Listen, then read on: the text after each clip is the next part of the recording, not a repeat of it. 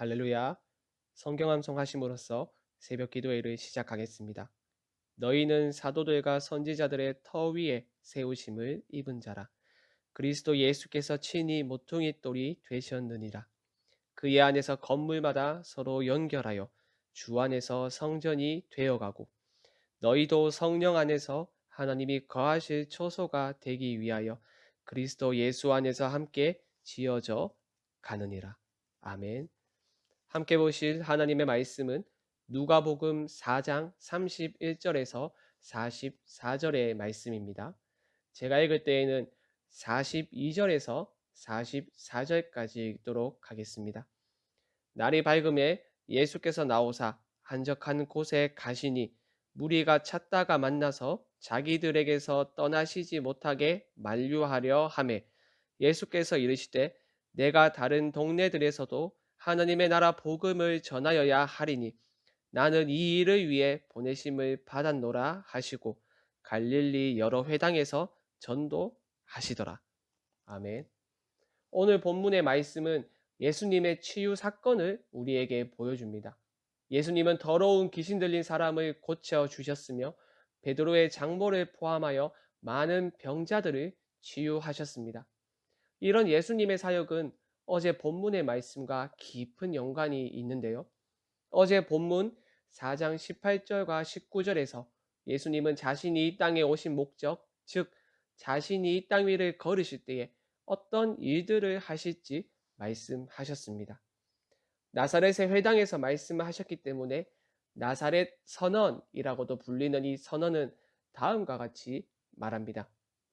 주의 성령이 내게 임하셨으니 이는 가난한 자에게 복음을 전하게 하시려고 내게 기름을 부으시고 나를 보내사 포로된 자에게 자유를 눈먼 자에게 다시 보게 함을 전파하며 눌린 자를 자유롭게 하고 주의 은혜의 해를 전파하게 하려 하십니다.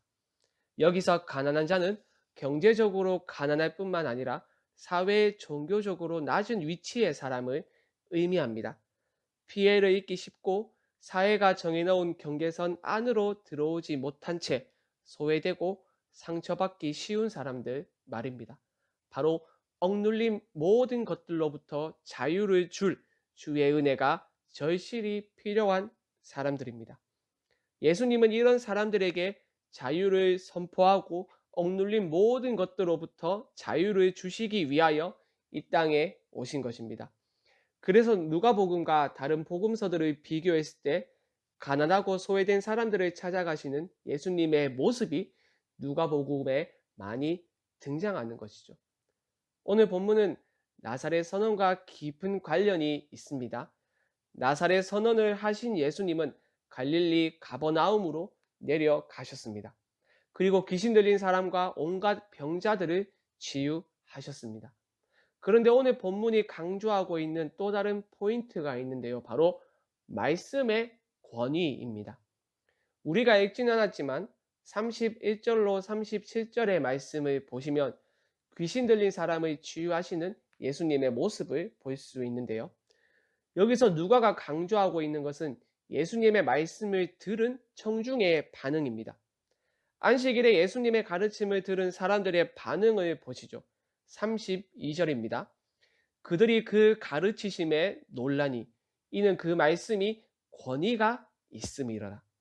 또한 예수님의 말씀을 듣고 쫓겨나는 귀신을 본 반응을 보시죠. 36절입니다.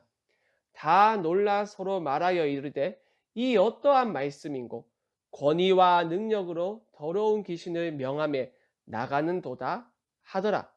여기서 권위는 예수님이 하나님의 기름 부음을 받은 메시아임을 보여주는 증거입니다.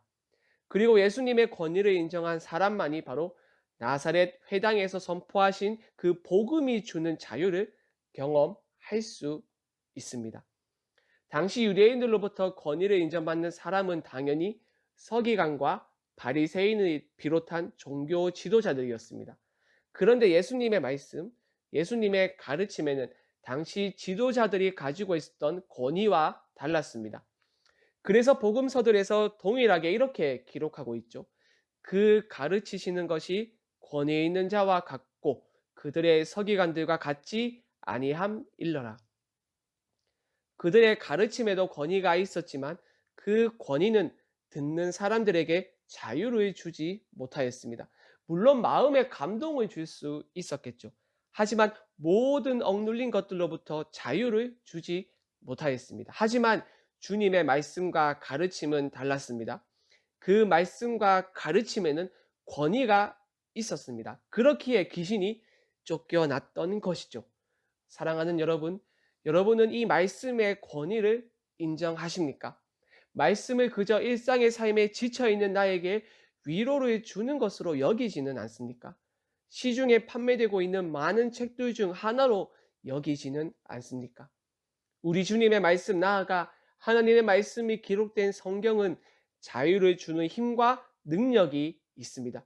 무에서 유를 창조하는 능력이 있으며 죽은 사람도 다시 살리는 능력이 있는 것이 바로 하나님의 말씀입니다. 인간을 언제나 누르고 종속시키려고 하는 악의 세력으로부터 벗어날 수 있게 해주는 것도 바로 하나님의 말씀의 능력 때문입니다. 사랑하는 여러분, 특별히 오늘부터 3주간 우리가 BBT 프로젝트 그 첫 번째 말씀을 먹으라가 진행됩니다. 바쁜 우리의 삶 속에서 딱 30분만 투자하여 말씀을 읽고 먹고 묵상하는 시간을 가짐으로써 말씀이 가지고 있는 그 권위와 능력을 깊이 경험하는 여러분들이 되기를 바랍니다. 귀신을 쫓아내신 예수님은 베드로의 장모를 포함하여 온갖 열병을 앓고 있는 사람을 치유하십니다. 38절과 39절의 말씀을 보시면 주께서 베드로의 장모를 고치시는 장면이 나오는데요. 우리는 여기서 은혜를 경험한 사람의 반응과 올바른 제자도의 모습을 볼 수 있습니다. 바로 그것은 공동체를 섬기는 것입니다. 베드로의 집에 들어가신 예수님은 중한 열병을 앓고 있는 장모를 보게 됩니다. 그리고 주변에 있던 사람들의 간구를 들으시고 장모를 불쌍히 여겨 고쳐주셨습니다. 그런데 예수님의 행동이 이상합니다. 보통 병 고침을 위한 기도를 할 때 어떻게 합니까? 아픈 상처에 손을 얹거나 머리에 손을 얹으며 안수 기도를 하죠. 그런데 예수님은 그렇게 하지 않으셨습니다. 39절의 말씀을 보시면 예수님은 열병을 꾸짖으셨습니다. 인격이 없는 질병을 향하여 꾸짖으셨다니 우리의 사고로서는 예수님의 이러한 행동을 이해할 수 없습니다. 하지만 당시 유대인들은 다르게 생각했습니다.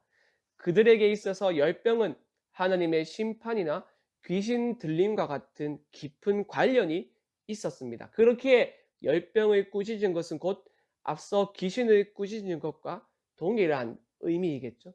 어쨌든 예수님의 도우심으로 장모가 앓고 있었던 중한 열병은 떠나갔고 이제 고침을 받은 장모는 곧바로 일어나 수종, 즉 섬기는 행동을 하였습니다. 그런데 섬김의 대상은 병을 고쳐준 예수님이 아니라 예수님을 따르는 무리입니다. 39절을 보시죠. 예수께서 가까이 서서 열병을 꾸짖으신데 병이 떠나고 여자가 곧 일어나 그들에게 수종드느니라. 장모는 치유에 대한 감사의 표현으로 감사의 반응으로 예수님의 공동체를 섬겼습니다. 보십시오. 섬김의 대상이 그들입니다. 그들. 그녀는 치유의 은혜를 예수님께 받았습니다. 하지만 그녀가 향한 섬김의 대상은 예수님의 공동체입니다. 장모는 어떠한 발언이나 감탄을 하지 않고 열병이 떠난 즉시 섬겼습니다. 사랑하는 여러분, 장모의 이러한 모습이 은혜를 입은 자의 모습이요, 은혜를 경험한 사람의 모습이며 예수님을 따르는 제자의 모습입니다. 은혜를 입은 사람은, 은혜를 경험한 사람은 반드시 예수를 따르는 공동체를 섬깁니다. 은혜를 받은 증거가 바로 공동체를 섬기는 것으로 드러나는 것이죠. 여러분에게는 이런 은혜를 받은 사람의 모습이 있습니까? 여러분에게 주의 몸된 교회를 어떤 식으로 섬기는 모습이 있습니까? 은혜 받은 사람으로서 주의 몸된 교회를 사랑하고 섬기는 여러분들이 되길 바랍니다. 함께 말씀 생각하며 합심으로 기도하겠습니다. 매일 말씀을 읽고 묵상함으로써 말씀의 권위와 능력을 경험하도록 은혜를 주시옵소서. 은혜를 받은 사람으로서 기쁨으로 주의 몸된 교회를 사랑하고 섬기는 저희들이 되도록 붙들어 주시옵소서. 월요일은 다음 세대를 위하여 기도하는 날입니다. 다음 세대에게 특별한 은혜를 주셔서 믿음의 눈으로 세상을 바라보게 하시고 하나님의 나라와 하나님의 의를 가장 먼저 구하는 참 신앙인들로 세워 주시옵소서. 마지막으로 이 땅을 불쌍히 여기셔서 코로나19 사태를 하루속히 종식시켜 주시옵소서. 환자들을 치료하여 주시고 자가격리 중에 가정을 지켜 보호하여 주시옵소서. 이외에도 가지고 나온 기도 제목을 가지고 자유롭게 기도하시면 되겠습니다. 주님의 이름을 한번 부르고 자유롭게 기도하겠습니다. 주여.